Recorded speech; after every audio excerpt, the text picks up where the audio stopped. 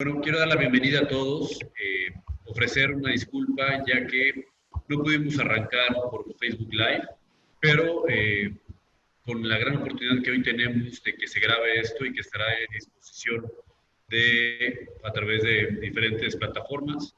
Pero bueno, agradecer a este momento. Lo que presentaremos es el tomo 7, Movilidad en las Metrópolis, que pertenece a la Biblioteca Básica de las Metrópolis, publicada por la Escuela de Administración Pública de la Ciudad de México. Y si me permiten unas pequeñas palabras, seré muy breve, para darle bienvenida de manera más formal a todos y cada uno de ustedes. Buenas tardes, como les comentaba, soy Juan José Serrano, soy el secretario de la Contraloría de la Ciudad de México. Es para mí un placer darles la bienvenida a todas las personas que nos acompañan en esta transmisión en vivo, grabada, de la presentación del libro Movilidad en las Metrópolis hacia un paradigma de sustentabilidad y accesibilidad urbana. Es el tomo 7 de la Biblioteca Básica de las Metrópolis, editado por la Escuela de Administración Pública de la Ciudad de México. Les presento brevemente a quienes estaremos en este panel el día de hoy. Como comentaristas del libro tendremos al maestro Andrés Layuz Loaesa, titular de la Secretaría de Movilidad, que en unos minutos más se incorporará. A la doctora Paula Soto Villagrán, profesora e investigadora y titular de la Universidad Autónoma Metropolitana, Unidad Iztapalapa. Y a la doctora María Eugenia Negrete, profesora e investigadora del Colegio de México. Asimismo, contamos con la presencia de la compiladora de esta obra, la maestra Clara Badillo. También nos acompaña en este panel el doctor Héctor Arámbula, director general de la escuela, a quien agradezco la invitación para estar aquí moderando esta enriquecedora charla. La movilidad en una metrópolis como la Ciudad de México es un tema fundamental, pues como bien lo señala la compiladora en el estudio introductorio del libro, las condiciones buenas o malas en las que las personas realizan sus viajes de un lugar a otro dentro de la metrópoli, probablemente es uno de los aspectos que más directamente incide en la calidad de vida de las personas. Por ello, es preciso dialogar del tema, plantearnos alternativas y tener una política de movilidad clara, innovadora, pero en especial que centre su atención en la garantía de los derechos de cualquier persona que habite o transite en esta ciudad. La zona metropolitana del Valle de México, de la cual nuestra ciudad es el eje central, reúne a más de 20 millones de habitantes actualmente. Movilizar a esta cantidad de personas ha generado problemas como la masividad, los altos costos económicos y los largos tiempos que se deben invertir. Es verdad que las metrópolis promueven el crecimiento económico y el desarrollo social en general. Sin embargo, estas dinámicas vienen acompañadas de grandes asimetrías en la distribución de los bienes, los recursos, los servicios. Pero ya transitamos en esta ciudad.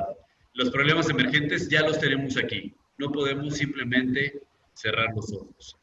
En este sentido, el gobierno capitalino, encabezado por la doctora Claudia Sheinbaum Pardo y apoyado enormemente por el doctor Andrés Layuz desde la Secretaría de Movilidad, enfrenta este problema de una manera certera, ampliando espacios que favorezcan la movilidad no motorizada, en especial en estas épocas de crisis que estamos viviendo, impulsando la transparencia en los parquímetros, incorporando estrategias innovadoras como el uso de plataformas digitales, ampliando las opciones de transporte público a través de la construcción de cablebús y la ampliación de las rutas del Metrobús. En fin, creo que estamos teniendo avances importantes, sin embargo, ante un reto tan grande, aún hay mucho por hacer, mucho por comprender, y la contribución de la Escuela de Administración Pública con este libro, con todas las publicaciones en general, es muy valiosa porque pone a disposición de todas las personas interesadas, pero con énfasis en las servidoras públicas. Un conjunto de textos que son referencia en el ámbito nacional e internacional en materia de movilidad, con el propósito de contribuir a una mejor comprensión de los problemas de las grandes urbes. Así, el séptimo tomo de la Biblioteca Básica de las Metrópolis permite profundizar sobre las externalidades que generan las políticas de movilidad, la urbanización, la contaminación, la seguridad vial, la desigualdad en el uso de transportes, entre otros.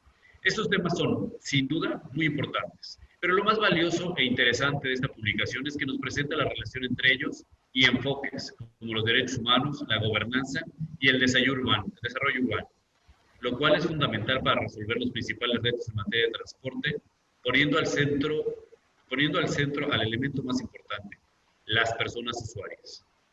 A través de los artículos seleccionados por la compiladora, podemos darnos cuenta de las circunstancias en que se ha desarrollado la movilidad urbana y cómo fue que durante el siglo XX se vio el auge del uso del automóvil particular, que llevó a numerosas ciudades a dedicar menor importancia, espacio y presupuesto a otros modos de transporte, como lo son el autobús, el tranvía, la bicicleta y la caminata.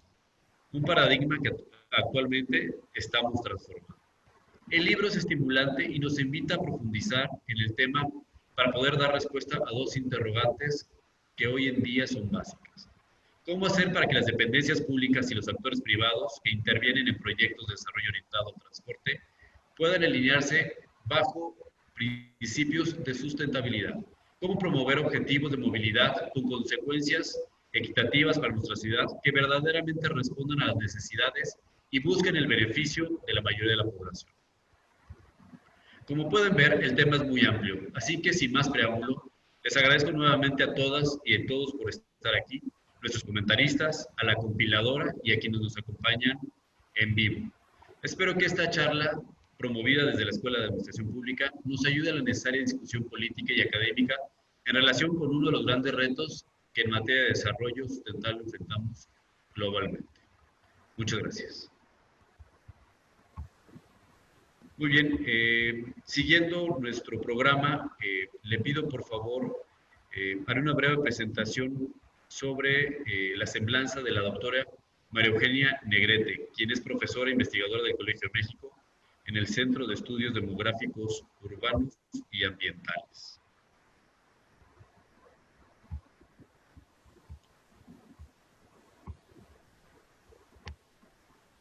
María Eugenia Negrete, su experiencia profesional desde 1979 es profesora e investigadora. Ha coordinado el programa de maestría en estudios urbanos del 2011 a 2013 en el Centro de Estudios Demográficos Urbanos y Ambientales del Colegio de México. Colabora como profesora del doctorado en Geografía, Planificación Territorial y Gestión Ambiental de la Universidad de Barcelona. Sus líneas de investigación son la movilidad precisamente, la metrópolis, gestión del transporte, procesos demográficos y transformaciones urbanas. Sus proyectos actuales son políticas de movilidad y transporte en la zona metropolitana de la Ciudad de México. Su formación académica: obtuvo un doctorado en Geografía y Organización Territorial de la Universidad de Toulouse, Francia, en 1999. Cursó una maestría de Desarrollo Urbano en el Centro de Estudios Demográficos y Desarrollo Urbano del Colegio de México. Y sus publicaciones recientes: Urbanización y Políticas Públicas en Iberoamérica, publicado por el Colegio de México, ella es la autora, y junto con CEPAQUET, la interacción entre transporte público y urbanización en la zona metropolitana de la Ciudad de México, un modelo expansivo que llega a sus límites, publicado en Territorios, el número 25, ella es también la coautora. Pues sin más, doctora, por favor, le damos la palabra. Muchas gracias. Está bloqueado su micrófono.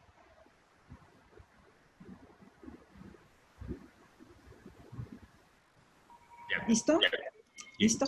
Bueno, pues muchas gracias. Antes que nada, pues quiero agradecer la invitación que me hiciera la Escuela de Administración Pública para comentar este 7º volumen de la colección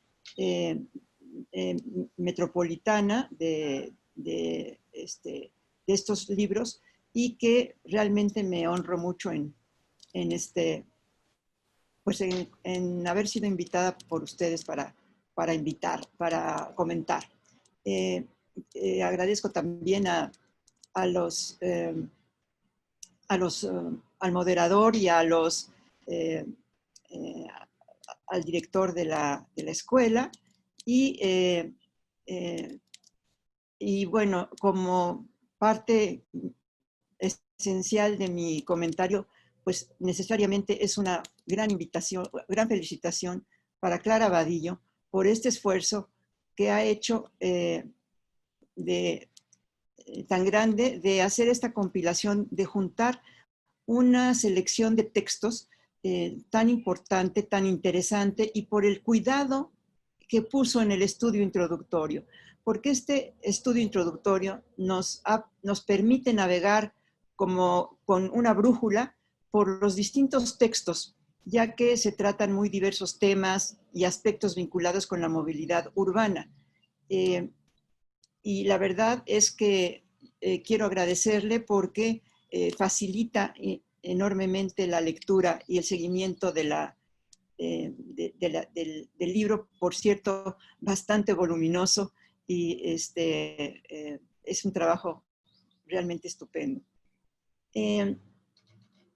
Para mis comentarios les diré que no haría justicia al trabajo de los autores, todos ellos muy reconocidos, y sus contribuciones, si dedico 42 segundos a cada uno de ellos, que es el tiempo de que dispongo. Entonces tuve que tomar una decisión, y por ello decidí solo exponer en esta presentación una de las múltiples reflexiones a que me llevó la lectura o relectura, porque algunos de los textos, varios de ellos ya los conocía, y algo que eché de menos en la compilación también. Quizá este último comentario de lo que eché de menos, pues se pueda, o sea, se haya ya subsanado y no tenga sentido, porque desconozco los temas o los títulos del resto de la colección. Pero bueno,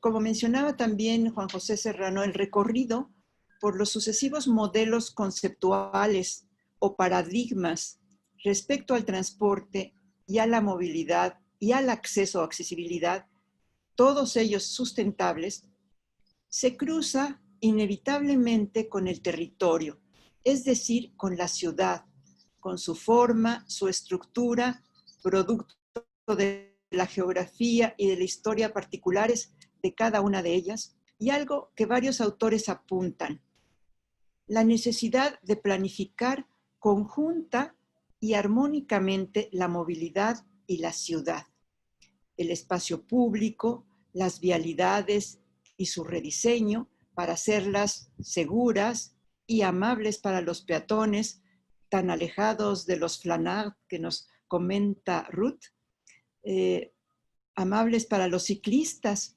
que en esta ciudad empezaron a promover su uso como verdaderos héroes, arriesgando su vida cuando a los ciclistas no los veíamos, no existían para los que manejábamos autos. Y para los transportes públicos, por supuesto, de todo tipo. Planear los usos del suelo, etcétera, en conjunto, en conjunto. Yo en este sentido de la planeación conjunta que muchos autores terminan mencionando, yo pienso que estamos presenciando también en estos últimos años la emergencia de otros paradigmas o modelos de ciudad, como las ciudades inteligentes, con el uso cada vez más intensivo de nuevas tecnologías e inteligencia artificial, el desarrollo orientado al transporte que ya mencionaron aquí, o más recientemente el modelo de la ciudad de los 15 minutos, propuesto por Carlos Moreno como modelo para París y que ha despertado mucho interés en América Latina. Todos estos modelos están vinculados íntimamente con el transporte y el diseño urbano, pero sobre todo implican un paradigma, un modelo diferente, una forma diferente de vivir. Y como lo dice Carlos Moreno, esto no se puede hacer de un momento a otro, de ninguna manera. No podemos rehacer nuestras ciudades y decir: aquí las viviendas van a cambiar acá, el otro se va a mover acá y vamos a abrir unos metros para acá. No, eso no se va a poder hacer.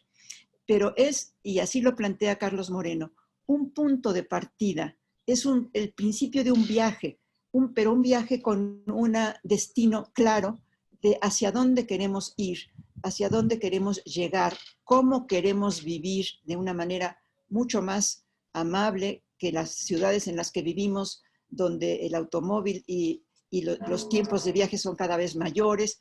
Esto y la movilidad y la accesibilidad no están al alcance de la mayoría de la población. Este es uno de los comentarios que quiero hacer.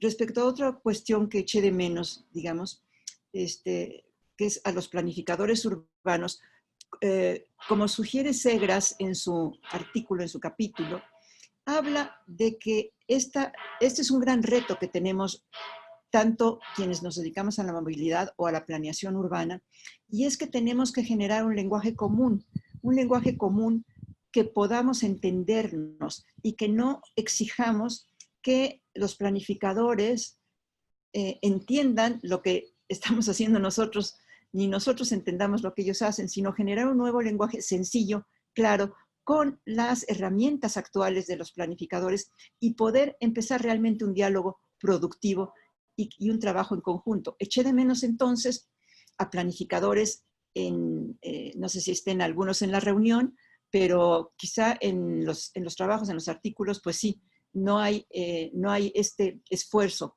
de vincular ambas cosas, ¿no? Y el otro aspecto que me hubiera gustado ver más en los textos es la dimensión metropolitana. Solo Priscilla Connolly y un poco Eric Guerra et al. Enfatizan esta dimensión, aunque sin abundar en las barreras y grandes limitaciones que impone la necesidad de coordinación horizontal y vertical de las diferentes unidades político-administrativas y gobiernos involucrados.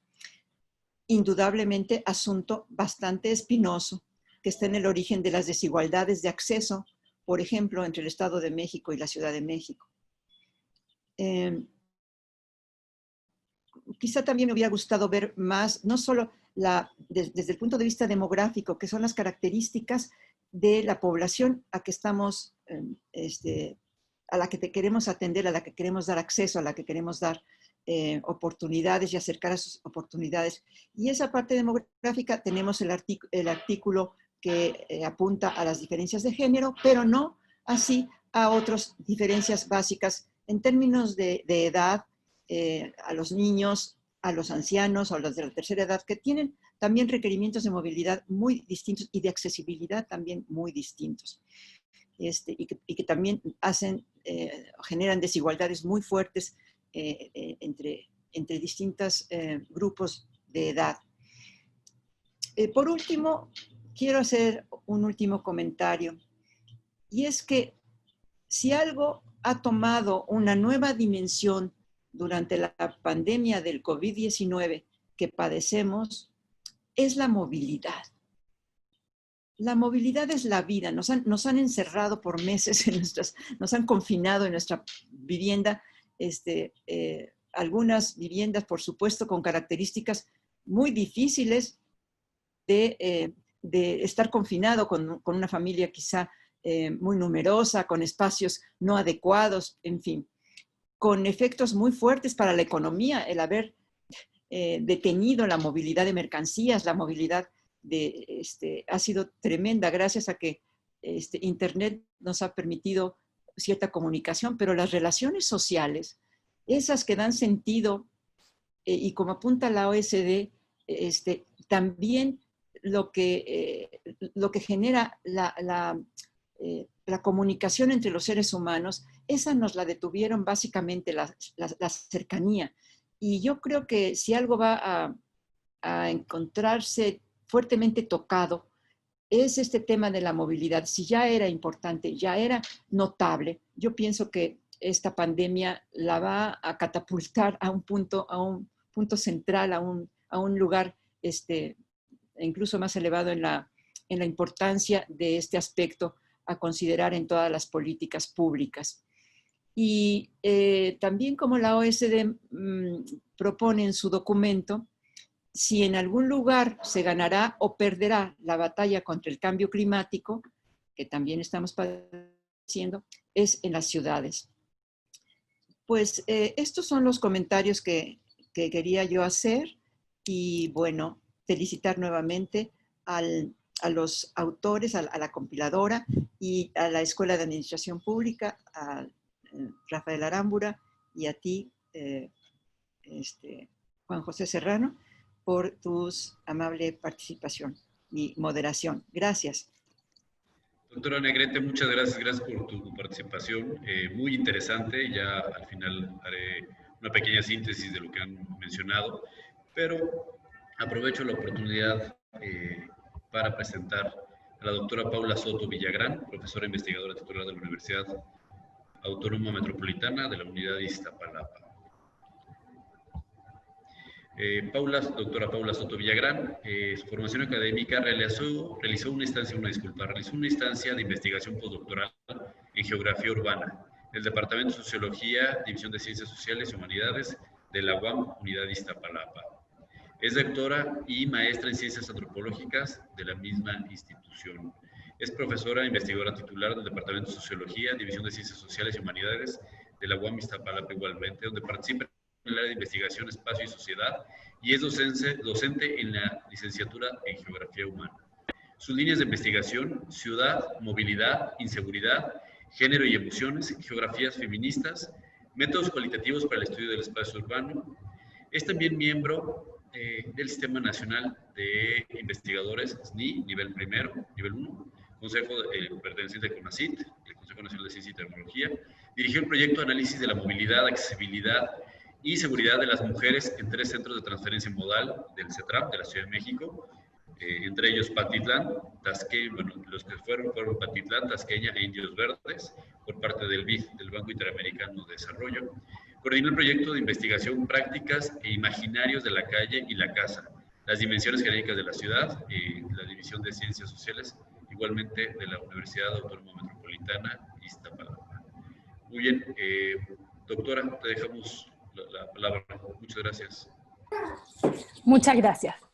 Primero quiero agradecer fuertemente a la Escuela de Administración Pública por la invitación a presentar este libro. Considero que el libro tiene una gran relevancia en el contexto en el que llega a ser publicado, en medio de una pandemia, que ha hecho visible muchos aspectos de nuestros mundos móviles que dábamos como normales, como por sentado, y que pocas veces habíamos cuestionado. En efecto, creo que la movilidad hoy se ha transformado en un eje fundamental para entender tanto las circunstancias de la pandemia, es decir, cómo el virus se ha movido alrededor del mundo generando casi una geopolítica del virus, pero también acerca de los mecanismos para su control. Por lo tanto, yo creo que hoy, más que antes, las ciudades latinoamericanas y sobre todo las metrópolis latinoamericanas tienen el gran desafío de enfrentar a la movilidad con enfoques renovados y con miradas críticas en la actualidad.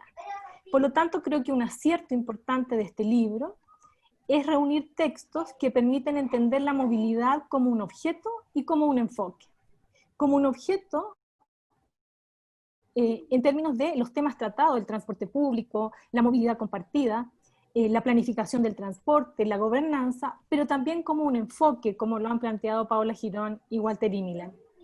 Es decir, nos permite relacionalmente entender un amplio espectro de temas y de campos de análisis que tratan cuestiones relevantes como la sustentabilidad, la salud, el comportamiento de las personas en la ciudad, las prácticas cotidianas, la seguridad y también las implicancias de género y de otras diferencias sociales en la movilidad. Un aspecto que no quiero dejar pasar y que me parece que es muy importante de resaltar es que la compilación de 9 textos, 18 autores y más de 400 páginas, hay un papel casi invisible de la compiladora, que desde mi perspectiva es necesario mostrar, pues ha sido clave, creo yo, por un lado para asegurar la permanencia, la articulación y la continuidad de los trabajos, como también para darles un hilo conductor a una diversidad de temas que abordan. El libro abre con un estudio extenso y exhaustivo de la compiladora Clara Vadillo Quesada, que logra brindar un marco general a todos los textos y que la autora reconstruye a través de la idea de 3 grandes paradigmas que han orientado el enfoque de las políticas públicas: el paradigma del transporte, el paradigma de la movilidad y el paradigma de la accesibilidad, y Clara va urdiendo sutilmente la aportación de cada uno de los capítulos relacionándolos con alguno de estos paradigmas. La autora precisa que las consecuencias de una política urbana centrada en el uso del automóvil, el primer paradigma, ha tenido consecuencias graves en términos de congestión, de contaminación, de lesiones y muertes de tránsito, y lo que es más relevante, ha hecho cada vez más difícil el acceso a la ciudad para la mayoría de las personas y de los urbanitas. En el caso del segundo paradigma, es interesante cómo la autora va pensando cómo la movilidad y el enfoque en las personas y en el viaje va cambiando, va intentando mitigar como paradigma los impactos negativos de la motorización, y termina con un planteamiento contundente que me parece que podríamos pensar, y que es que las ciudades no han permitido frenar los viajes motorizados en la región, y que por lo tanto el status quo del transporte particular sigue en gran medida vigente.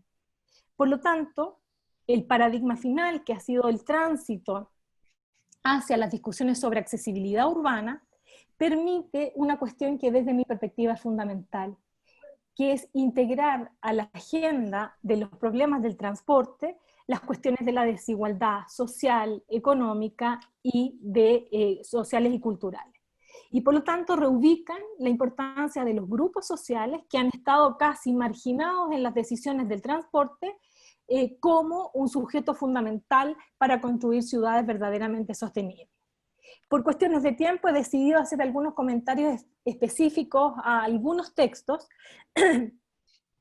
que me parece un acierto haberlos incluido. Son 3 textos escritos por mujeres, que no es casual, que me parece que el tránsito del paradigma del transporte al de la accesibilidad finalmente ha permitido también una renovación en las miradas dentro de las cuales las investigadoras asumen un papel relevante a la hora de pensar las cuestiones de la movilidad y la accesibilidad, y me parece que también podríamos ubicar voy a comentar 3 trabajos que se ubican un poco en lo que dice Clara, el paradigma de la movilidad y de la accesibilidad, pero también es importante comprender que estos paradigmas en la práctica de la planificación, pero también en la práctica de la investigación, se superponen y muchas veces coexisten. Por lo tanto, me interesan estos 3 trabajos, porque además yo creo que hacen parte de lo que en las últimas décadas se ha denominado el paradigma de las nuevas movilidades, o este giro a la movilidad en las ciencias sociales, que ha repercutido fuertemente en las formas de entender los procesos de movilidad en distintas disciplinas de la ciencia social. Por un lado, el trabajo de Ruth Pérez me parece que pone en el centro la experiencia del peatón, y nos plantea que hay una distancia que hay entre el comportamiento del peatón y la definición ideal típica de la política urbana sobre cómo el peatón debe comportarse. Con una investigación socioantropológica, nótese también los enfoques metodológicos diferenciales que tienen los textos. Ruth Pérez, con una investigación socioantropológica de una fuerte observación de campo, pero utilizando también tecnologías como el video, va recolectando datos en distintos cruces de la zona metropolitana del Valle de México para ubicar cuáles son esos problemas de accesibilidad física para la movilidad peatonal. Frente a estas adversidades, la autora sostiene que el peatón no es pasivo, que me parece que es muy importante. El peatón realiza ajustes, desarrolla estrategias, pero que paradójicamente estas estrategias que utiliza y estas prácticas como correr, evitar coches, saltarse los pasos peatonales, hacen que se construya una imagen o un imaginario del peatón como un irresponsable, entre comillas. Lo que en última instancia hace de alguna forma culpar a los propios peatones de asumir las conductas de riesgo. Esto me parece que es relevante porque la autora concluye que la forma en que las personas se comportan en la ciudad habla mucho de la forma en que las ciudades y sus espacios públicos están construidos, y por lo tanto las políticas de planificación urbana y de seguridad. Por su parte, Lex Agaris, en un texto denso denominado Lecciones de 40 años de planificación para la psicoinclusión, Reflexiones desde Santiago de Chile, plantea que algo que hoy día estamos precisamente retomando en el contexto de la pandemia, y es que la bicicleta ha pasado a un primer plano. Ha pasado a un primer plano por cuestiones de salud, por eficiencia en el transporte, por cuestiones medioambientales, por justicia social y también podríamos hoy día decir por las cuestiones de la pandemia. Una idea relevante que plantea es que la cicloinclusión en la cicloinclusión parecen interactuar de manera decisiva tanto las dimensiones urbanas y de diseño como las medidas del comportamiento, es decir, la educación y la promoción, y también una cierta economía ciclista.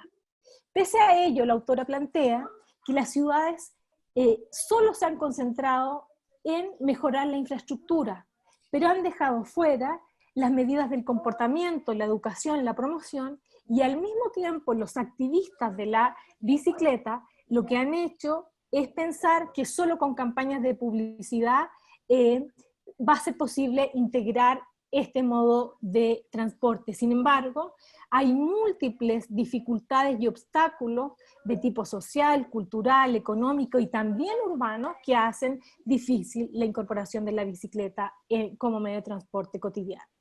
En este contexto yo creo, y coincido con Sagaris, en que el ciclismo permite entregar lecciones importantes a la planificación de las ciudades y que nos obliga entonces también a pensar cuáles son las definiciones de la sostenibilidad y cómo esas definiciones de la sostenibilidad tienen que estar de la mano pensadas con lo social, con la justicia, con la identidad y sobre todo con la igualdad. Y el tercer capítulo que me interesa mencionar es el trabajo de Paola Girón, que es planificadora urbana, implicaciones de género en las experiencias de movilidad cotidiana en Santiago de Chile, parte de una afirmación que me parece hoy día imprescindible de hacer y respecto de la cual no podríamos no estar de acuerdo. Y es que la movilidad no es homogénea, se vive de manera diferente entre hombres y mujeres. Alejándose un poco de los trabajos de la ingeniería del transporte y de la economía del transporte que tienden, dice la autora, a entender la movilidad como simple categorías de viaje, utiliza un método etnográfico de rutinas cotidianas. Acompaña a mujeres y a hombres durante todo un día de movilidad por la ciudad y lo que logra develar son esos aspectos invisibles que muchas veces no solo son invisibles para sus propios practicantes, sino que también son invisibles para la planificación urbana. Por ejemplo, las desigualdades de género son exacerbadas por las dimensiones físicas, pero también por las cuestiones organizacionales familiares, por las cuestiones temporales, por los problemas socioeconómicos y por lo tanto plantea un concepto de accesibilidad mucho más complejo que la simple dificultad física que tienen las ciudades. En este sentido, la autora sostiene que cuando las mujeres realizan sus tareas como cuidar, mantener el hogar, comprar los bienes para el consumo familiar, esas se comparten con el empleo remunerado, por lo tanto, su experiencia de viaje muchas veces empieza mucho más tarde que los varones y empieza mucho más temprano en otras ocasiones. Por lo tanto, la movilidad no es un paréntesis, dice la autora, en la vida de los individuos. Involucra al menos 2 o 3 horas de viaje en la vida y las vidas de las personas siguen mientras se mueven. De ahí que cuestiona sobre todo la idea del tiempo muerto, muy establecido, sobre todo en la lógica de la ingeniería del transporte, para dar muestra de cómo la categoría de género para nada es un elemento residual dentro del análisis, sino que tiene que ser central. Estos trabajos, desde mi perspectiva, hablan realmente de movilidad. Se distinguen de las nociones de transporte, no la confunden y tampoco la sustituyen. Ponen en el centro la experiencia de las personas, y no de personas en abstracto, así como los habitantes de la ciudad, sino que ponen sujetos específicos, las mujeres, los ciclistas, los peatones, y por lo tanto evidencian que las formas en que las personas se mueven dentro de la ciudad están estrechamente relacionadas en cómo las ciudades son vividas, un aspecto que pareciera ser que está muy distanciado de la planificación de la movilidad, pero que resulta tener un rol central hoy día para una planificación mucho más certera y más consciente de las cotidianidades de las personas. Coinciden, además, estas autoras en términos metodológicos, y yo creo que eso también es un aspecto a considerar. Las formas en que podemos estudiar la ciudad no deben reducirse solo a las explicaciones cuantitativas de las encuestas origen-destino, sino que también necesitamos registros cualitativos, necesitamos registros de las prácticas, necesitamos registros de las experiencias, de lo que ocurre durante los viajes, para capturar también aspectos sociotécnicos que serían fundamentales de incorporar dentro de la planificación urbana. Así como estos textos van a encontrar otras reflexiones sobre una multiplicidad de temas y enfoques que sin duda, y yo lo digo con una fuerte convicción, este libro va a ser una referencia obligada para quienes se interesan por estudiar y por planificar la movilidad. Así es que felicidades por la iniciativa a la Escuela de Administración Pública. Doctora, muchas gracias por tu participación, muy interesante. Toca la palabra a Andrés Layú, él todavía no se ha incorporado, no sé, Héctor, si sabes algo de él. Si no tienes inconveniente, damos la palabra a la compiladora, ¿no? Sí, adelante. Me dice que está por subirse, entonces creo que sí sería conveniente que hable la doctora Dadillo. Si no tiene inconveniente, entonces me permito presentar a la compiladora. Es la maestra Clara Vadillo Quesada, que es gerente de Política Pública y de Seguridad Vial del Instituto de Políticas para el Transporte y Desarrollo. Permítanme un segundo. Menciono su síntesis en este momento. Como formación académica realizó una maestría de Gobernanza Urbana en 2015 en el Instituto de Estudios Políticos de París. Cuenta con la licenciatura en Ciencias Sociales en 2013, también en el mismo instituto en París. Otros estudios, cursó el diplomado de posgrado en Masculinidades, Género, Poder y Política 2018-2019 en la Universidad Nacional Autónoma de México, en el Instituto de Liderazgo Simón de Beauvoir. En la experiencia laboral es gerente de Política Pública y Seguridad Vial 2019 a la fecha.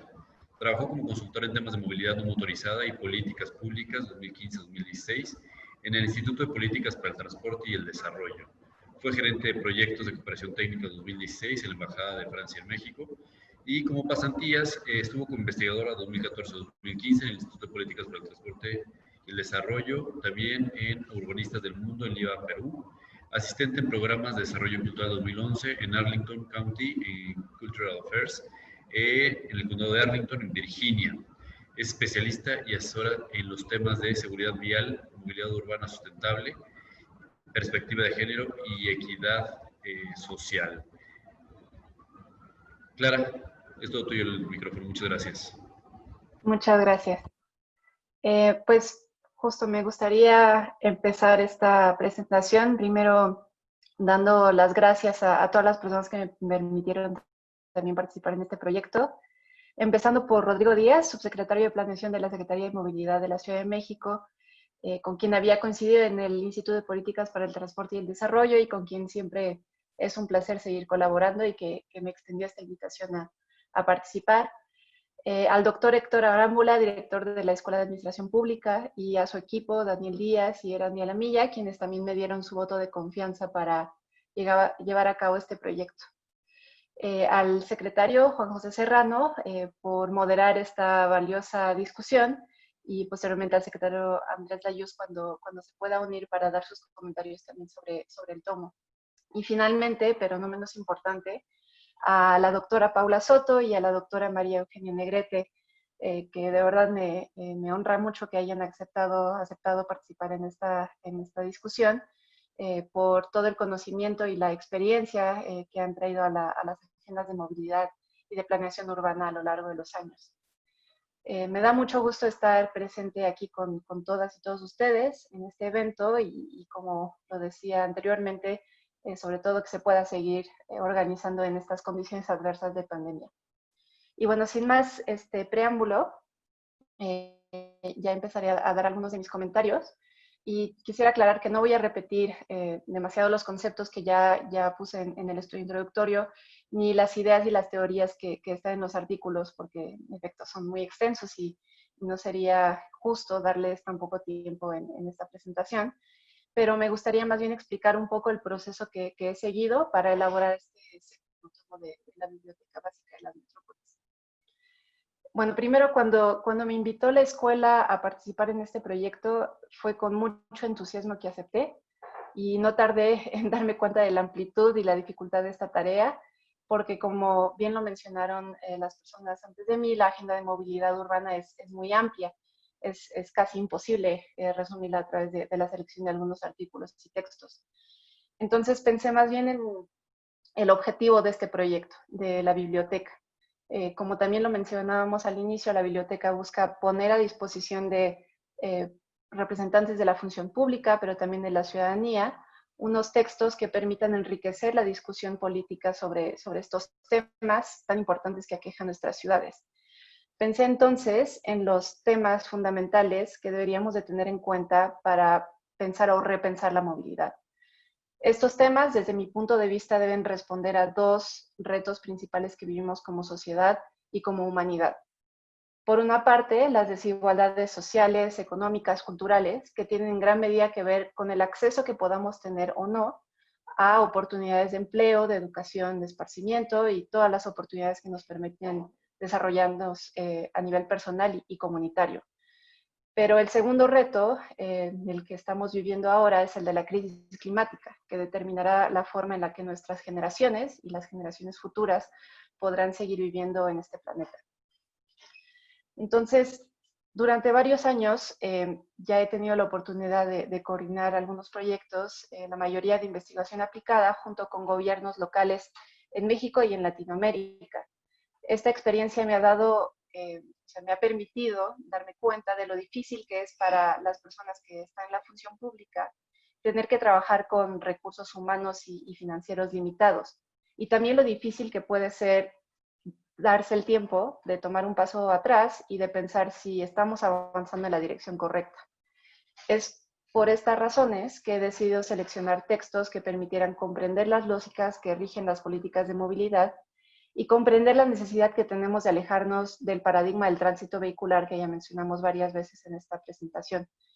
Para mí era fundamental que quede muy claro que la movilidad motorizada particular nos cuesta a todas y a todos, en términos de tiempo pasado en el tráfico, de pérdidas humanas en siniestros, de tránsito, de contaminación atmosférica, inactividad física y un sinfín de otros problemas que estamos viendo actualmente en nuestras ciudades. Desde entonces, las ciudades, y la Ciudad de México es un gran ejemplo de ello, han buscado mitigar los costos de esta movilidad motorizada producidos por pocas personas, pero que padecemos todas. En vez de tránsito, se empezó entonces a hablar de movilidad, es decir, de ese movimiento de bienes y personas. Se ha invertido cada vez más en sistemas de transporte masivo, en la recuperación del espacio público e incluso en el reacondicionamiento de las calles para facilitar la movilidad a pie y en bicicleta. Sin embargo, y como lo decíamos también anteriormente, no hemos logrado este objetivo tan amplio de facilitar la movilidad de todas las personas. En gran parte porque las ciudades siguen invirtiendo en infraestructura para la movilidad motorizada, y también hablábamos de la superposición de los paradigmas, y seguimos aplazando tomar medidas contundentes para reducir el uso del automóvil.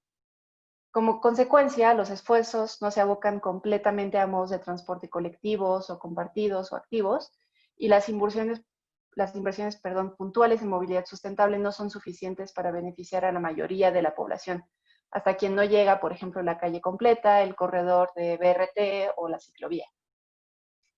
Entonces, es fundamental diseñar e implementar políticas públicas que reconozcan que la movilidad per se no es el objetivo fundamental.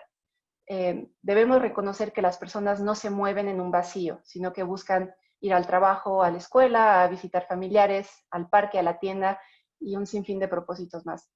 El objetivo entonces es el de facilitar el acceso de las personas a las oportunidades que les puede ofrecer la ciudad, particularmente a aquellas personas que no han tenido el mismo acceso durante años de forma sistemática, como las mujeres, la niñez, personas mayores con discapacidad, personas con menores recursos, entre otras.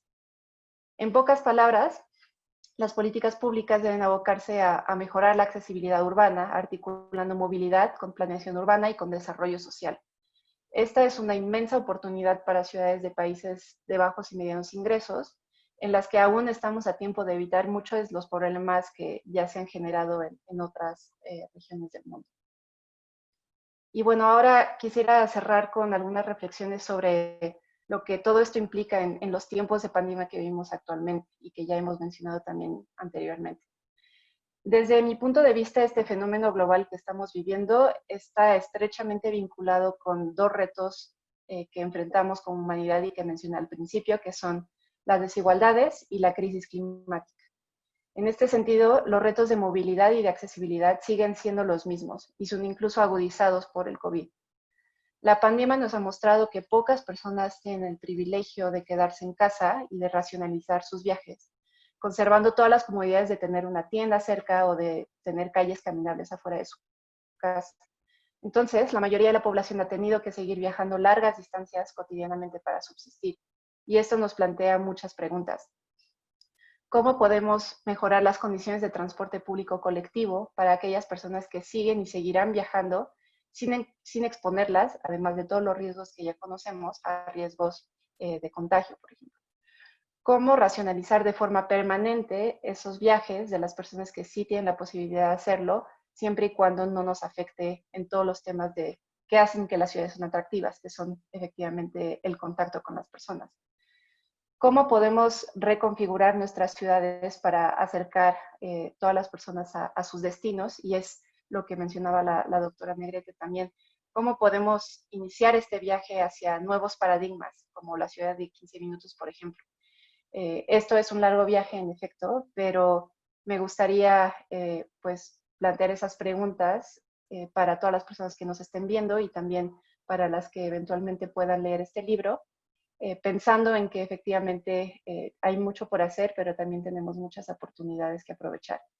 Y sin más, pues quisiera dejarle la palabra al moderador, al secretario Juan José Serrano y al secretario Andrés Layuz para sus comentarios. Muchas gracias. Maestro Vadillo, muchas gracias, por tus palabras. Y sí, aprovecho la oportunidad, el momento para dar la bienvenida al secretario de Movilidad, Andrés Layuz, quien me da verdaderamente mucho gusto compartir este espacio, pero sobre todo la oportunidad de convivir en el gabinete con un funcionario que me parece de primer nivel. Voy a mencionar su currículum. Como lo mencionaba, el maestro Andrés Layuz Loaesa es el secretario de Movilidad del Gobierno de la Ciudad de México. Como formación académica, realizó una maestría en Sociología y es candidato a doctor en Sociología de la Universidad de Princeton, en Estados Unidos. Estudió una maestría en Planificación Urbana en el Instituto Tecnológico de Massachusetts, igualmente en Estados Unidos. Cuenta con una licenciatura en Ciencias Políticas y Relaciones Internacionales en el Centro de Investigación y Docencia Económicas, el CIDE. Como experiencia profesional, fue asesor externo en materia de movilidad en la campaña electoral de la jefa de gobierno de la Ciudad de México, la doctora Claudia Sheinbaum Pardo. Es editor en 2012 a 2018 de la revista Nexos. Es un líder de opinión en diversos medios, del 2012 al 2018, en Foro TV, El Universal y Animal Político. Durante 2005 y 2007 fue dirigente del Partido Socialdemócrata y ha participado como panelista en múltiples foros sobre la Ciudad de México, desarrollo urbano y movilidad. Andrés, muchas gracias por estar aquí y te doy la palabra, por favor. Muchas gracias por la invitación a la presentación del libro, pero extiendo el agradecimiento a todos los que hicieron posible este libro, empezando evidentemente por el secretario Juan José Serrano y también a Héctor Arámbula de la Dirección General de la Escuela de Administración Pública. Es realmente, y yo sé que, digamos, esta es una de las publicaciones de la Escuela de Administración Pública. Tengo también y me enviaron desde antes las otras publicaciones y la verdad es que sí quiero felicitarlos por la calidad del trabajo que se hace en la Escuela de Administración Pública. En otras experiencias yo siempre me ha dado la mejor impresión la escuela, entonces les agradezco mucho que le hayan dedicado al tema de movilidad uno de los proyectos. No solo es este proyecto, hay otro proyecto que también se está trabajando con la Escuela de Administración Pública que tiene que ver con la operación de transporte. Entonces yo realmente les reconozco y les agradezco el énfasis, ¿no? Y también, por supuesto, pues felicidades a Clara por este trabajo, porque es realmente un compendio que pues no existía en nuestra ciudad en español, algo publicado así, esa es la verdad. ¿no? Entonces creo que es clave para cualquiera que le interese la movilidad tener acceso a estos textos con una introducción que explica muy bien la relevancia de cada uno de los textos y de los temas que se tratan en los textos. Un poco, digamos, mis comentarios generales sobre el contenido específico.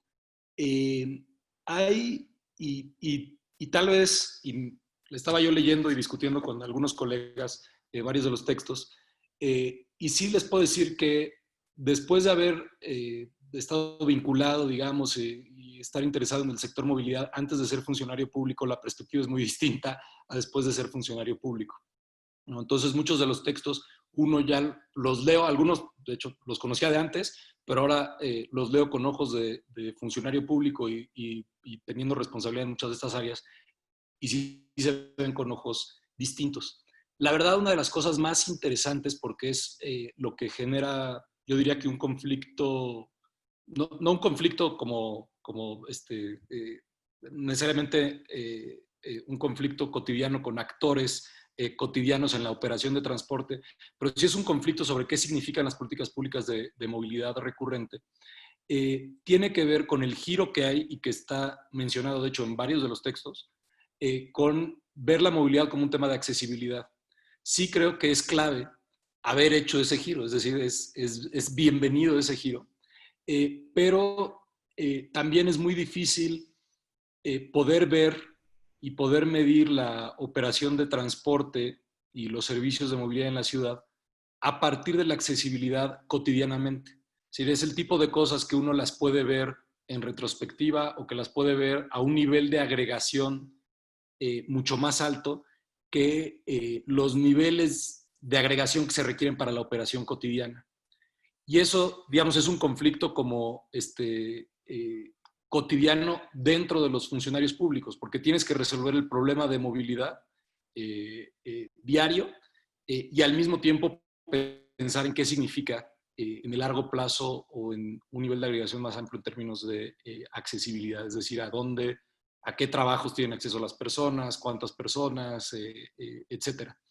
Y se los digo porque la demanda que hay de movilidad en la ciudad pues es gigantesca, sobre todo en transporte público, de mejores servicios. Entonces, esas demandas, poder atenderlas de la mejora del servicio en el día a día, es en un horizonte temporal muy distinto que el de hacer realmente cambios estructurales. Esto está vinculado a uno de los temas que están en el libro, que son los más difíciles de atender desde la perspectiva de la movilidad, que es, pues la movilidad está estructuralmente determinada por la forma urbana. Y eso es brutal en términos de la demanda cotidiana de movilidad. Es absolutamente brutal porque sabemos que los servicios o las distintas formas de transporte tienen un efecto sobre la forma urbana y sabemos que no podemos alterar en el corto plazo la forma urbana, pero las soluciones de movilidad que tenemos en el corto plazo afectan la forma urbana, ¿no? Y les voy a dar un ejemplo. Nosotros estamos ampliando la red de transporte público estructurado en zonas como Cuautepec, en la Gustavo Madero, en la Sierra de Santa Catarina, en Ermita, sabiendo que parte del problema que ha tenido históricamente esas zonas de transporte tiene que ver precisamente con la forma urbana. Pero al extender los servicios ahí, nosotros al mismo tiempo afectamos una vez más la forma urbana y solidificamos ciertas demandas que va a haber de movilidad. Entonces eso es una, digamos, es una decisión que uno toma y que, digamos, tiene que asumir sabiendo de sus efectos de largo plazo, porque al mismo tiempo uno no puede decirle a la gente que vive ahí, lo siento mucho, pero estamos tan preocupados por la forma urbana que no va a haber servicio de transporte, ¿no? Porque es una cosa muy abstracta y muy de largo plazo. Entonces, ese es el tipo de cosas que cuando leo los textos y pienso en cómo trabajamos y qué tenemos que resolver cotidianamente, pues entran en conflicto, ¿no? Poder tener la perspectiva de largo plazo y a un nivel más abstracto desde la academia frente a la perspectiva de la operación. En términos de los temas que cubren todos los textos, me parece muy interesante y revelador de los intereses de Clara, que está muy bien porque los comparto. Y esto es como una autocrítica a mí y a los que hemos hecho esto. Muchas veces cuando digamos, aquí se cubren temas que tienen que ver con transporte público, que tienen que ver con peatones, que tienen que ver con bicicletas, incluso tienen que ver con seguridad vial. Y creo que todos estos temas, muchas veces, y no porque, digamos, y es correcto lo que decía ahorita Clara, pues parte del problema es que muchas veces parece que la ciudad está diseñada para la minoría que usa coches. Y entonces todos esos temas son los que se han quedado relegados en los hechos. En la academia cada vez se escribe más sobre estos temas, pero históricamente en los hechos pues se construyen vías rápidas, ejes viales, etc. ¿no? Y apenas va cambiando el énfasis en el espacio público, en los espacios peatonales, en infraestructura ciclista, etc. Sin embargo, creo que también hemos sido un poco omisos en no analizar bien y documentar qué pasa con los coches en las ciudades. Es decir, hoy sabemos que los coches sirven para cumplir un conjunto de necesidades de movilidad, no hay pierde. Y que esto en parte está determinado por la forma urbana y determina la forma urbana, ¿no? Y muchas veces las personas que solo tienen la perspectiva de los coches, por ejemplo, se quejan cuando construimos ciclovías y nos dicen, es que la ciudad no está hecha para ciclistas, ¿cómo ponen una ciclovía ahí? ¿No? No está diseñada para ciclistas. Pero entre más uno ve la operación cotidiana de la ciudad y trata de tener todas las perspectivas y te subes a un autobús para ver cómo se vive la movilidad en un autobús, te subes a una bicicleta, te subes a un coche, y el chiste es nunca olvidar también subirse a un coche. Porque tal vez lo que uno se puede dar cuenta es que la ciudad tampoco está diseñada para coches. Es decir, no la diseñamos para bicicletas, probablemente uno ve los ejes viales y dice, claramente no está diseñada para bicicletas, pero si uno ve el conflicto vial que hay en las calles, pues claramente tampoco se diseñó para coches. Y da cada vez más la impresión que se diseñó tal vez para el flujo de coches de punto a punto, pero nada más. Y eso se vuelve evidente, y creo que lo ha hecho más explícito justamente los temas de movilidad compartida, que también es uno de los capítulos que se tratan en el libro. Porque lo que ha hecho evidente la movilidad compartida es que como se vuelve menos relevante el modo de transporte para el usuario, es decir, si te subes un coche, que es como un taxi o un Uber, pues lo que te importa es el viaje de punto a punto. Y estos servicios lo que están haciendo explícito es que en esos viajes de punto a punto, pues no hay zonas de descarga. ¿Dónde se baja alguien de un taxi en un eje vial? Pues no está muy claro. Dice, bueno, es que no se deberían de bajar en un eje vial, se deberían de bajar en la calle perpendicular. Y vas a la calle perpendicular y pues ahí tampoco hay el espacio para bajarse porque todos son es estacionamiento y un tramo de flujo. Y entonces te empiezas a dar cuenta que pues, la ciudad tampoco está diseñada para coches. Está diseñada para flujos de punto a punto entre centro y periferia probablemente, y es específicamente no un diseño para coches, sino más bien es un diseño de la forma urbana para suburbios. Y es un diseño que pensaba que las residencias están por completo en un lado, los centros de trabajo en otro, y con tal de que cada quien tenga internamente cajones de estacionamiento, no necesitas preocuparte por el diseño de la ciudad intermedia, ¿no? Y eso es una cosa que me parece que se está haciendo cada vez más explícita en la ciudad para automovilistas, para ciclistas, para usuarios de transporte público, para usuarios de carga. También, de hecho, eso es un tema que no está presente en el libro como un apartado propio. Son los usuarios de carga que se están volviendo cada vez más importantes. Y todo esto se ve reflejado en lo que aquí en la CEMOVI decimos que es el conflicto del carril derecho. Y es que todo el mundo está disputando el carril derecho. Se está disputando por las bicicletas porque las ciclovías suelen estar pegadas al carril derecho. Se está disputando por quienes hacen carga y descarga porque ahí se para el camión de Sabritas para bajar las cosas en básicamente cualquier avenida. Se está disputando por los usuarios de taxi. O sea, hay que pensar que alguien construyó Avenida Tlalpan con el metro en el centro, con un montón de estaciones, pensando que nunca nadie absolutamente llegaría en taxi a la estación, porque no hay un espacio para que te puedas bajar de un taxi que no sea sobre el propio carril derecho, que se supone que también es el carril de transporte público, ¿no? Y eso me parece que refleja tanto las cosas que están cambiando en la ciudad, pero también cómo todo esto, y un poco para regresar al principio, todo esto que a veces parece muy abstracto de la forma urbana y de la selección de modos de transporte según la forma urbana, según los ingresos de las personas, etcétera, que es a un nivel de agregación, insisto, muy, muy alto y muy abstracto. en realidad sí termina rebotando de forma muy importante en la operación cotidiana y en la vida de la gente, digamos, de cómo viven la movilidad en la ciudad, ¿no? Entonces, con eso, has de decir que otra vez felicidades y, insisto, es fundamental tener esto. Hay cada vez más gente interesada en la movilidad en nuestra ciudad y la movilidad en general, y creo que este libro se vuelve pues parte del mínimo que tienen que leer para darse una idea. Ah, ya me acordé, también hay perdón, paréntesis, un capítulo que espero con mi trabajo cotidiano resarcir, que es uno de quién gobierna el transporte en la ciudad, donde efectivamente históricamente ha sido muy opaco todo lo que tiene que ver con transporte concesionado, entonces hay muy poca información. Hacemos un esfuerzo cotidiano para que ese texto quede desactualizado pronto y tenga que haber otro volumen con una publicación que diga que ahora sí sabemos quién gobierna la movilidad en la ciudad. Pero cotidianamente tratamos de transparentar todo lo que tiene que ver con el transporte concesionado, que es muy complejo, es muy complicado, es muy interesante, es absolutamente fascinante entender cómo se ha construido el sistema de gobernanza del transporte concesionado de la ciudad, el cual en otro momento estoy dispuesto a platicar todo lo que quieran al respecto de lo que sabemos, digamos, o por lo menos he ido recopilando en los últimos casi 2 años. Pero bueno, con esto termino y sí con el llamado a que también de alguna forma pensar en que los coches van a seguir existiendo en las ciudades y que tenemos que empezar a estudiar qué pasa con los coches y con el uso de los coches que la gente inevitablemente va a seguir haciendo. Y agradecer otra vez la atención, énfasis, tiempo, recursos, todo lo que implica poder hacer un libro así, el interés por hacerlo y el profesionalismo de todos los que participaron en este proyecto. Entonces, muchas gracias a todas y todos.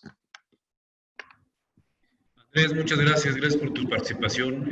Siempre es interesante observar la situación pues, desde adentro, ¿no? Desde el gobierno. Cambia absolutamente la perspectiva ahora con mi experiencia, ¿no? Como funcionario. Héctor, el doctor Héctor Arámbula, abrimos un espacio para hacer preguntas y respuestas. Veo que en el chat aparecen nada más 3 preguntas, pero Héctor, por favor, toma la palabra. Gracias, muy amable, secretario. Bueno, pues doy la bienvenida al secretario Layuz. Secretario, te queremos agradecer muchísimo que te hayas dado esta posibilidad de escucharte. Me parece que lo que se ha comentado en tu intervención, pues para nosotros como Escuela de Administración Pública es muy importante. Buscamos ser una suerte de puente también entre especialistas, entre la academia y la experiencia que uno como funcionario público tiene. Me gustó mucho cuando mencionaste que la perspectiva después de que ahora eres funcionario público, después de que has leído los diversos artículos, bueno, puede ser otra. Sin embargo, es un referente importante, desde luego, para las personas servidores públicas. Eso es lo que buscamos con este tipo de colecciones, acercar conocimiento básico a las personas servidores públicas. Bueno, pedimos para esta parte de la presentación poder leer algunas preguntas para propiciar una ronda complementaria y poder cerrar esta presentación.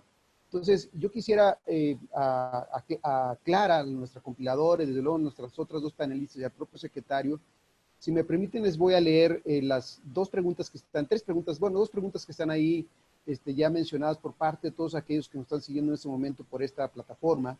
Y también, aprovechando que tengo el uso de la voz, yo sí quisiera hacerle un par de preguntas al secretario Layuz, que tiene mucho que ver con todo este problema que nos ha hablado de cómo la ciudad está diseñada, incluso tan mal diseñada para algunas cosas que ni siquiera para los coches, digamos, para eso incluso se tienen problemas. Voy a leer las 2 de ellas. Una dice, a partir de la pandemia por el COVID-19, se ha privilegiado el uso del automóvil, dado que permite a los ciudadanos distanciarse de otras personas. ¿Qué acciones se están realizando para incentivar la movilidad no motora? Y en el caso del transporte público, ¿cómo se están incentivando las condiciones sanitarias necesarias? Hay una pregunta más, dice, en la Ciudad de México no existe una prueba de manejo previa al otorgamiento de una licencia de conducir. ¿Por qué no se implementa? Y bueno, como les decía, yo tengo, el secretario habló mucho del famoso tercer carril, de la disputa por ese carril. Yo quisiera preguntarle, secretario, ¿cuántas hemos visto a los que andamos por la ciudad que se están aperturando ciclovías, pero quisiéramos preguntarle cuántas ciclovías y biciestacionamientos podrán liberarse o abrirse en la Ciudad de México para el uso de la bicicleta como transporte alternativo durante la pandemia. Y una preguntita más, y con esto cierro para darles la palabra. En términos de la movilidad peatonal, además del centro histórico, ¿existen otros proyectos en la Ciudad de México que limiten la circulación de automóviles? Adelante. ¿Les contesto o alguien más quiere contestar? O, no sé. Sí, adelante, Andrés, por favor. Si quieres esa pregunta directa que te hizo Héctor, por favor. Y si están de acuerdo con las otras dos, como ustedes gusten contestarlas. Muchas gracias, Andrés. Entonces, bueno, ¿cómo se está privilegiando el uso del automóvil en la ciudad en el contexto del COVID? No del todo. Es decir, aquí hay una cosa, igual perdemos de vista, a veces literalmente el transporte público no se ve, pero si algo nos ha demostrado la emergencia sanitaria es que el pegamento civilizacional de esta ciudad es el transporte público. O sea, es simplemente en el momento más duro que ha vivido esta ciudad de esta pandemia, los servicios esenciales siguieron operando, los policías siguieron llegando a su trabajo, los trabajadores de hospitales siguieron llegando a su trabajo, con los cuales creo que vamos a estar todos muy agradecidos, pero también lo siguieron haciendo porque el transporte público seguía operando. Sin el transporte público para las distancias y los recorridos que hay que hacer en esta ciudad, sobre todo justamente por la forma urbana y la distribución socioespacial de hogares y trabajos, se hubiera paralizado la ciudad si no tuviéramos transporte público. Simplemente, literalmente diría lo contrario, podríamos casi que eliminar coches, bicicletas y demás con tal de que siga operando el transporte público, ¿no? Lo que nosotros hicimos, de hecho, fue tratar de mejorar las condiciones de operación para que las personas pudieran ir al transporte público con sana distancia. Lo seguimos haciendo, es un reto cotidiano, porque ha ido subiendo otra vez el uso del transporte público, y nosotros tenemos que ir calibrando pues, la oferta y la demanda para garantizar que las personas tengan sana distancia. Es un reto cotidiano, es un reto de operación diaria, pero estamos muy, muy atentos a eso.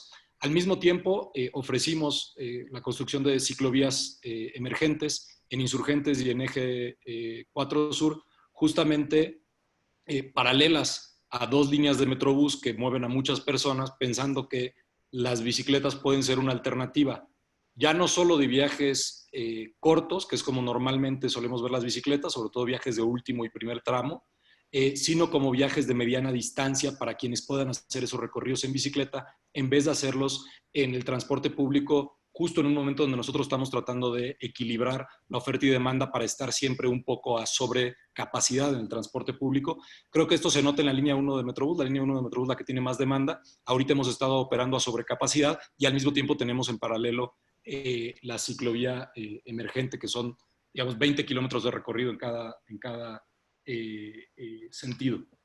En el tema del carril derecho en disputa, ahorita tenemos, digamos, estamos operando con esta ciclovía en Insurgentes y en Eje 4, ha sido hasta el momento, pues sí se ha presentado como alternativas reales de transporte para muchas personas.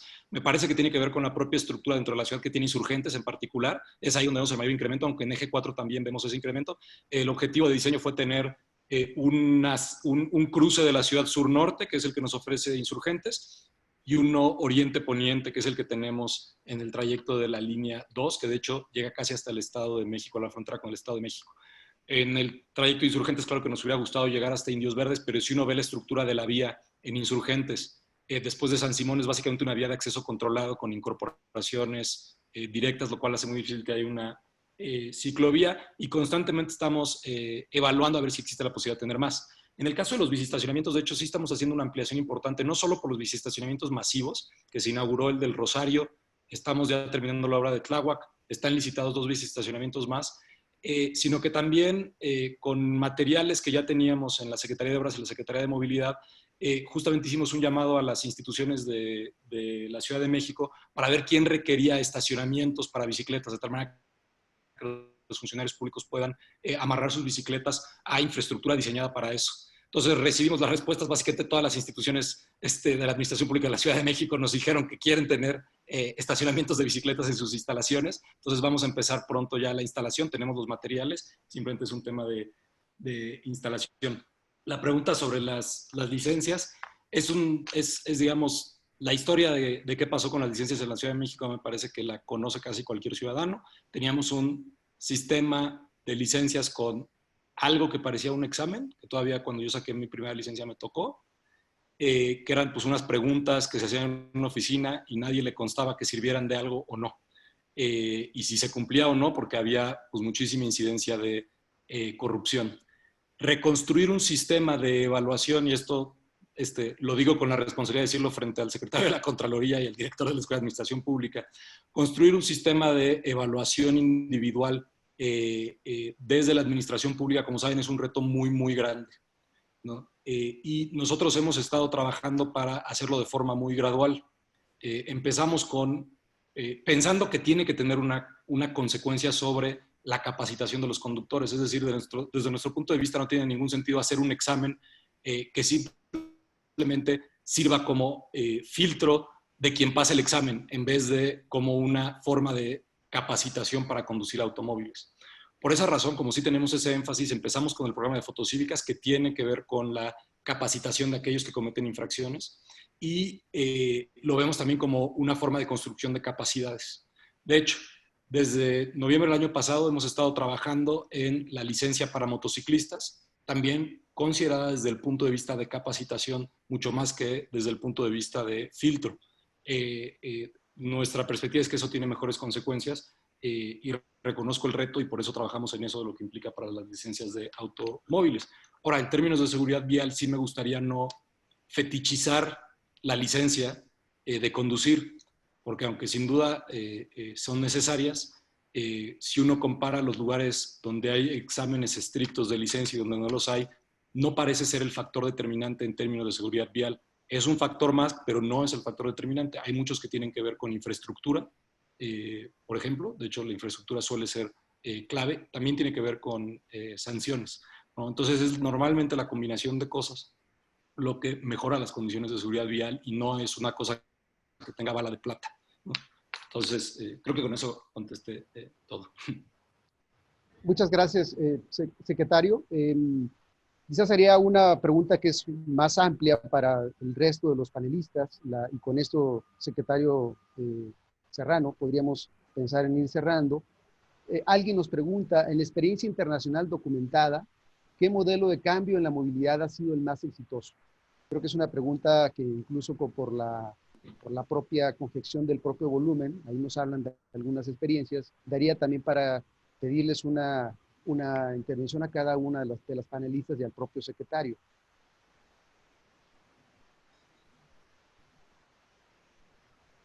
Bueno, voy a empezar si quieren. Creo que no hay como un modelo definitivo de cómo hacer las cosas, porque como bien lo mencionamos a lo largo de la presentación, hay que tomar en cuenta la forma urbana, ¿no? Y la Ciudad de México, bueno, el Valle de México tiene una forma muy peculiar que vuelve las cosas a veces sumamente complicadas. Entonces, lo que sí sabemos es lo que no hay que hacer, ¿no? Por ejemplo, sabemos que ninguna ciudad en el mundo ha resuelto sus problemas de movilidad con movilidad motorizada únicamente. Eso es totalmente inviable, eran cosas que se pensaban hace 50 años y ya sabemos, ¿no? que no funciona. Y me atrevería a decir que las ciudades que van mejor en la materia son aquellas que sí toman como un camino claro hacia como esto es lo que vamos a hacer a pesar de que nos vaya a tomar como 10, 15, 20 años ver los resultados y a veces menos, ¿no? Pero en una zona metropolitana tan grande como el Valle de México creo que sí es muy complejo y el secretario Layos nos lo estaba ejemplificando con varios casos y sí, es importante como pensar en cómo vamos a seguir acomodando automovilistas, porque definitivamente no queremos tampoco eliminar el uso de automóviles, solo racionalizarlo y reducirlo. Pero creo que en una zona metropolitana como la del Valle de México sí se han tomado apuestas muy interesantes y creo que ya están tomando forma y dando resultados como el de la intermodalidad. ¿Cómo vamos a seguir aprovechando este esqueleto que tenemos de transporte público, colectivo, y facilitar el uso de este, ¿no? Entonces ahí es donde la movilidad activa, tanto peatonal como ciclista, tiene mucho que ver. Y creo que también no es incompatible con lo que estamos viendo ahora con la pandemia. Muchas personas están muy asustadas de tomar el transporte público y creo que es una cuestión, como lo decía el secretario, también como de aumentar la oferta, ¿no? O sea, de realmente asegurar que las personas puedan tomar este modo de transporte tan clave en una zona metropolitana. Y de hecho muchos estudios ya están mostrando que el transporte público no tiene que ser un foco de contagio, ¿no? De hecho, si está bien ventilado y si se toman las distancias necesarias, al contrario, puede ser mucho más seguro que otros modos a veces compartidos. Entonces, yo diría que sí es una cuestión como de ver también lo que ha funcionado para la ciudad. Por ejemplo, esta apuesta a biciestacionamientos en las puertas, digamos, entre el Estado de México y la Ciudad de México, han funcionado estupendamente y creo que son cosas que se deben de seguir explorando, sin perder de vista, y como lo mencionaba la doctora Paula Soto, la experiencia que tienen las personas de movilidad, ¿no? Que son cosas que a veces tendemos a olvidar y que pues no, realmente son el foco de la atención de las políticas públicas. Y bueno, no sé si alguna de las comentaristas quisieran también responder. Sí, yo quisiera hacer un comentario. Adelante, doctora. Bueno, yo pienso que hay muchas acciones. Yo no conozco demasiados países y sus experiencias, excepto bibliográficamente, pero tengo la experiencia mucho más cercana de Barcelona, porque por circunstancias familiares voy con mucha frecuencia y estoy en contacto con la universidad también y con la gente que trabaja sobre cuestiones de movilidad, ¿no? Y he visto muchas prácticas, o un giro muy importante, por supuesto que tiene que ver con todo esto, estos modelos de un cambio hacia la movilidad, después de la ingeniería, la visión ingenieril, con un trayecto hacia la movilidad y hacia la accesibilidad, pero yo veo algunas cuestiones que me llaman la atención para la experiencia mexicana.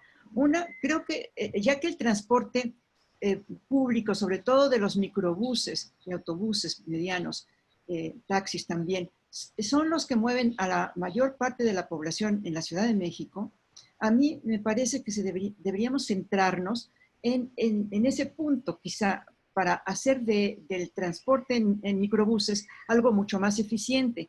Lo que he visto en Barcelona muy recientemente, en los 2, 3 últimos años, ha sido el rediseño de las rutas de microbuses y de autobuses, en que se rediseñaron el espagueti, que es por dónde van las rutas y lo difícil de identificar ese modo de transporte como accesible a toda la población, se modificó haciendo rutas verticales y horizontales. O sea, los autobuses caminan por el vertical 1, vertical 2, vertical 3, vertical 4, horizontal 1, horizontal 2, X número.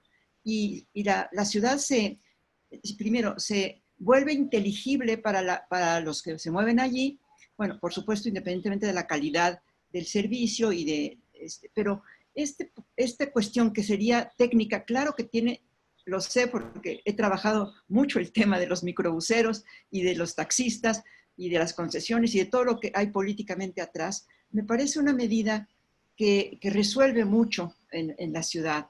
Entonces, bueno, me gustaría saber si está visualizado una cuestión de este tipo para la Ciudad de México. Otra cuestión también quizá menos importante, pero que también tuve la experiencia, he tenido la experiencia de realizar ahí en el Colegio de México, es un plan institucional de movilidad que tiene que ver con el auto compartido entre los colegas. Sabemos dónde viven, sabemos quiénes viven cerca de nosotros, tenemos horarios parecidos, los estudiantes igual, los administrativos también. Y entonces, el diseñar sistemas de un plan institucional de movilidad que mejore las condiciones de kilómetros recorridos, de contaminación y eso, incluso de una sociabilidad interna entre los miembros de la comunidad, bueno, me ha parecido también algo interesante. Eso es todo. Yo tengo un par de comentarios más, Adelante, doctora Soto. y muy puntuales. Uno, yo creo que la cuestión no se trata de modelos, es decir, de traer modelos exitosos en otros lugares, con otras características, e instalarlos en realidades mucho más complejas desde la cual fueron creados. Por lo tanto, yo creo que incluso en el capítulo introductorio, Clara hacía referencia a la dificultad que había habido de integrar, por ejemplo, las tecnologías para mejorar ciertos sistemas. Entonces yo creo que uno de los grandes problemas es que si pensamos en términos de movilidad y que no solo se mueven personas, objetos, infraestructuras, también se mueven políticas y acciones e iniciativas que muchas veces queremos, y Latinoamérica se caracteriza por eso, por traerlas e instalarlas, creyendo que eso va a traer un efecto relevante cuando en la práctica los territorios, los saberes, las personas, las culturas, muchas veces son completamente diferentes. Por lo tanto, yo creo que más bien la gran tarea es precisamente este proceso de construcción territorializada en el sentido más profundo de lo que implica el territorio. Y con eso quiero decir también que si efectivamente la forma urbana determina, yo creo que influencia, ¿no? O sea, me niego a pensar que haya una determinación tan profunda de la forma urbana.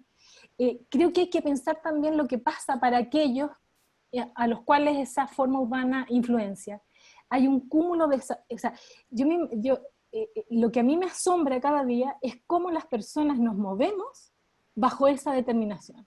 Y creo que ahí hay un saber, hay una experiencia, hay un conocimiento que es fundamental. Paola Girón dice, los urbanitas urden y tejen lo que la planificación rompe. Y yo creo que ahí hay un saber que hay que recuperar, que hay que conocer y que hay que transformar en material para reconstruir las políticas de planificación y sobre todo la planificación de la movilidad. Creo que es fundamental que pensemos también, así como pensamos que es determinante la forma urbana, pensemos desde el otro lado, desde los sujetos, desde los habitantes, desde los urbanitas, desde los viajeros, los ciclistas, qué es lo que se está produciendo y cómo se está manejando esa determinación, para encontrar ahí también algunas respuestas que a mí me parecen relevantes. Sí, gracias, doctora Soto. Le damos la palabra entonces al maestro Layuz. La verdad es que es interesantísimo, en serio les agradezco y yo hubiera entrado más temprano aquí, pero estaba yo en unas reuniones unas reuniones muy pesadas, pero porque es muy estimulante escuchar todo lo que oigo. Estos son los temas que más me interesan y que a veces en la operación diaria son difíciles de ver. Entonces, lo primero, y yo coincido, la verdad es que es bien difícil hablar de un modelo, y de hecho la idea de los modelos resulta a veces muy frustrante para los portadores de los modelos, ¿no? Y terminan más como enojados de, pero es que mira, no funciona el modelo aquí, ¿por qué no lo hacen así? No sé qué. Y entonces terminan echándole la culpa a la gente, le terminan echando la culpa a la historia, andan buscando culpable de que el modelo no funcione. Cuando probablemente el problema es creer que hay modelo como que importable, ¿no? Sin duda hay experiencias de las cuales se puede aprender, es decir, uno no puede limitar su conocimiento a no comparar cosas, es importantísimo comparar cosas. Pero parte de la clave es darse cuenta, si uno ve en retrospectiva lo que ha sucedido con el transporte, sobre todo el transporte público en la Ciudad de México, la verdad es que hemos tenido soluciones al problema de la movilidad. Es el gran reto y lo más difícil de la movilidad en la Ciudad de México es que funciona de forma subóptima, con muchísimos problemas, pero romper para arreglar las cosas que funcionan es mucho más difícil que arreglar algo que no funciona para nada, ¿no? Los microbuses, que hoy los vemos así como el terror de la ciudad, son una solución a un problema muy específico que hubo en los 90s, generado por una solución muy específica que hubo en los 80s, generado por un problema muy específico que hubo como desde los 50s a los 70s, generado por un problema muy específico que hubo como entre los 10s y los 30s. Entonces, no es que no haya habido soluciones, las soluciones están ahí. Y si uno lo revisa con la generosidad de ver el contexto, se da cuenta que eran soluciones que tenían un sentido. se colapsa Ruta 100 y necesitas muy rápido ofrecer transporte a la ciudad y que no haya un déficit de oferta, que es lo que te garantiza que siga funcionando la actividad económica, que haya suficiente oferta de transporte. Pues los microbuses en ese contexto fueron una buena solución. ¿Por qué? Pues te había colapsado una empresa estatal que en principio daría el servicio de toda la movilidad, ¿no? Entonces, sí creo que hay que como que reevaluar las soluciones que hemos tenido, porque a veces justo solo cuando se comparan con un modelo parecen absolutamente atroces, pero cuando se comparan frente al problema que están solucionando, entonces suenan un poquito más razonables, y no es que estuviéramos solamente haciendo locuras, sino que dentro de lo que hacíamos, pues también hay problemas, hay intereses, hay conflictos, hay todo, pero tampoco eran absolutamente descabelladas. Pensando en las dos soluciones, las soluciones más importantes que hemos tenido en la ciudad en términos de movilidad son recientes y que nos gustan y que nos gusta hablar bien de ellas, son el metro de la Ciudad de México y el Metrobús. Y es porque, por un lado, el metro evade todo el conflicto que normalmente hay en la movilidad. Pues esa es la virtud del metro, lo evade yéndose por abajo, ¿no? Entonces, no tienes que lidiar con los actores que están ocupando la calle, que pueden ser automovilistas o pueden ser proveedores de servicios informales o pueden ser banquetas mal construidas, puede ser lo que quieran. Pero el metro te permite evadirlo con mucha infraestructura y con un diseño de ingeniería, en principio, que trae otros problemas, que tiene externalidades a considerar de por qué el metro no es una solución absolutamente óptima para todos, pero sí resuelve el problema de mover gente de forma masiva. El Metrobús es una solución distinta. El Metrobús dice, incorporo parte del problema que hay sobre la calle. Agarro a los que son parte de ese problema, que son los concesionarios del transporte, y los meto a una solución con infraestructura. Y entonces, por eso, en términos generales, ha funcionado el Metrobús frente a otras propuestas de operar sobre la calle transporte en la ciudad. En términos relativos, el Metrobús es bastante exitoso, ¿no? Pensando en nada más, y para decir, porque como que siento que me tengo que defender de lo que sí se hace, no defender, pero tal vez platicar de lo que sí se hace por cómo están planteados los problemas, rapidísimo. Y justamente pensando como que en la generosidad de lo que sucedió en los 90s y cómo operan las cosas, el rediseño de las rutas en la Ciudad de México es una cosa muy difícil, no digo de hacer, sino siquiera de pensar realmente qué significa, porque como el transporte concesionado opera más o menos, y así se diseñó en los 90s, bajo demanda, es decir, ahora sí que la verdad los servicios de movilidad compartida no nos vienen a enseñar nada, la demanda manda en el transporte de ruta. Entonces, ¿cuáles son los trayectos que existen? Los trayectos que tienen demanda. Eso quiere decir que hay trayectos donde no hay transporte de ruta, muy poquitos, que de hecho ahí opera RTP, o ese es el objetivo de RTP, operar en aquellos lugares donde el transporte de ruta considera que no hay suficiente demanda para mantener su operación. Cuando la demanda manda, el diseño de los trayectos se vuelve pues, muy complicado y difícil de intervenir de una forma geométrica o esquemática, aunque podrías tener una solución óptima. Los ejes viales pretendían hacer un poco esos cruces, oriente-poniente, norte-sur con transporte público también. Los hicieron en algún momento, los dejaron de hacer en otro momento y ahorita parece que otra vez los estamos haciendo. Si ustedes agarran qué tenemos de transporte estructurado en la ciudad entre trolebuses, metrobús y metro, básicamente tenemos una cuadrícula otra vez, muy parecido a lo que se había pensado con los ejes viales, ¿no? Entonces, probablemente la pregunta es ¿qué hacemos para atender todo o cómo podemos mejorar todo lo que no es de alta demanda?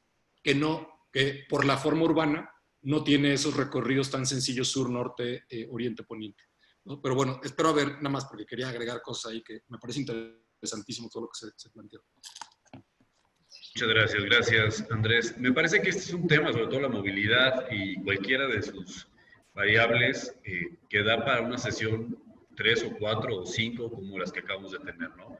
Entonces, si usted no tiene inconveniente y con respeto a la agenda y a los tiempos de cada uno de ustedes y también de la gente que nos está haciendo favor de seguirnos, nada más una idea final, si me permiten, de un par de minutos, un minuto, para concluir, y yo agradecerles a Héctor, por supuesto, y que cada quien de ustedes nos dé una idea final, ¿no? Por favor.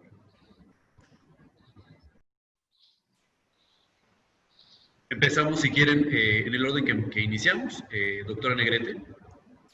Bueno, de nuevo agradeciendo la invitación y diciendo que, en efecto, no hay como el diálogo, el poner en la mesa las ideas y discutir sobre ellas. Creo que esto nos enriquece a todos y digamos, ahora que ya llegó Andrés también, volver a mi comentario inicial de la necesidad de dialogar y de trabajar en conjunto la planeación urbana, la forma urbana y la movilidad. Creo que eso es esencial para ir avanzando en este camino, en este inicio de camino hacia una ciudad más habitable, más amable y a mejorar la calidad de vida en ella. Gracias. Gracias, doctora. Doctora Soto, por favor. Sí, yo también confirmar esa idea, no se puede planificar el territorio sin planificar la movilidad, o no deberían ir por carriles distintos. Por otra parte, creo que es fundamental y cada vez más si pensamos desde la lógica de la movilidad, recuperar la experiencia, recuperar la vivencia, cómo se vive la ciudad, que no es homogénea, que no podemos seguir pensando en viajeros abstractos, sino que tienen género, tienen edad, tienen necesidades específicas, que yo creo que es la parte más compleja de hacer, pero también hay que asumirla con perspectiva. Y creo que una clave fundamental que se ha dado hoy día es precisamente que si la experiencia de las personas es intermodal, porque todos somos intermodales, las respuestas tienen que ser intermodales. Y en ese sentido hay un avance significativo con el tema de las bicicletas, pero tenemos que pensar que no es para todos, que hay otras necesidades y que también, y yo creo que ahí coincido plenamente, que el transporte público es una de las batallas más importantes que seguir dando y que seguir mejorando en términos de política de movilidad. Bien, gracias, doctora Soto.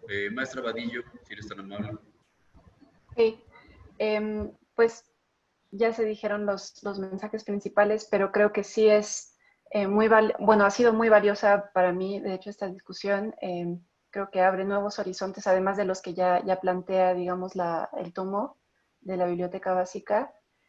Pero me gustaría también como terminar con un poco ese sentimiento de urgencia, ¿no? Que siento y que creo que muchas personas aquí también compartimos, de un poco con estas políticas de movilidad y accesibilidad, saldar las deudas casi históricas, ¿no? Que tenemos con las personas que han sido excluidas de estas oportunidades que pueden ofrecer las ciudades por la forma urbana, por el transporte que se ofrece o no se ofrece, pero también pensar, y de ahí la urgencia, yo creo, esta deuda que ya estamos generando con generaciones futuras y generaciones presentes en materia de crisis climática que ya está encima, ¿no? Entonces, pues sí, esta movilidad yo creo que tiene que ser justa y sostenible, o pues no será. Entonces, creo que con eso cierro y otra vez pues agradecerles a todas y todos el haber estado presentes en este evento en línea. Fueron comentarios muy valiosos y la moderación y la organización del evento también fueron pues como llevados de forma óptima. Entonces, muchas gracias y pues con esto cierro. Muchas gracias, maestra Vadillo. Andrés, tu último comentario, si eres tan amable. No, yo nada más igual agradecer tanto el evento, el tomo y el profesionalismo de todos los participantes y la buena calidad del trabajo. Entonces, muchas gracias y muchas al secretario de la Secretaría de la Contraloría por atender tantos de los temas de la ciudad que tienen que ver con la administración pública, también en términos académicos y de formación. Gracias, Andrés. Héctor, nada más para finalizar, si nos puedes informar en dónde comprarlos, en dónde se encuentran para poderlos adquirir, que también hay una pregunta al respecto. Sí, muchas gracias. Antes que nada, también me sumo al agradecimiento por la participación de nuestros panelistas, en particular a la compiladora Clara Vadillo, al secretario Layuz por haberse dado este tiempo. Secretario, tendremos que hacer después algún seminario, algo, porque hay muchas preguntas y muchos deseos de discutir sobre este tema tan vital para la ciudad. Están viendo ustedes ahí en pantalla, seguramente les he compartido la serie de publicaciones que tiene la escuela, pero tanto este volumen de movilidad como los anteriores. Ustedes recordarán que las últimas semanas nos hemos dado la tarea de comenzar un programa de difusión de las diversas publicaciones. Pueden ser solicitadas en un correo electrónico, es publicaciones /, aquí lo podrán ustedes ver, publicaciones EAP, CDMX,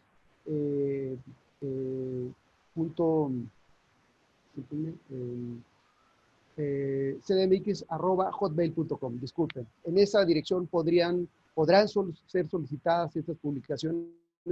Desde luego, ahora que se reactive con mayor presencia física la labor del gobierno, vamos a hacer un programa de distribución de estas publicaciones a todas las instituciones, tanto el gobierno central como de las propias alcaldías de la Ciudad de México. Y no me queda más que agradecer a todos los participantes, al secretario de la Contraloría General por su moderación. Muchísimas gracias y reciban un abrazo a todas y todos. Muchas gracias a todos, que tengan muy buen fin de semana. A Gracias. seguirnos cuidando y usar tapabocas también. Muchas gracias. Cuídense todos. Gracias. Que estén Hasta muy bien. luego. Hasta luego.